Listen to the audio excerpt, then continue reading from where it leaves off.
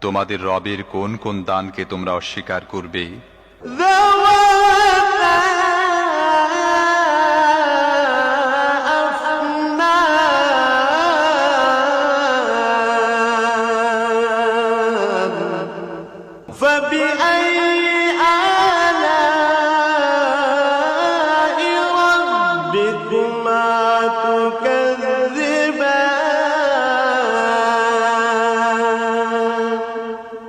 তরু তাজা লতা পাতা ও ডালপালায় ভরা তোমাদের রবের কোন কোন দানকে তোমরা অস্বীকার করবে?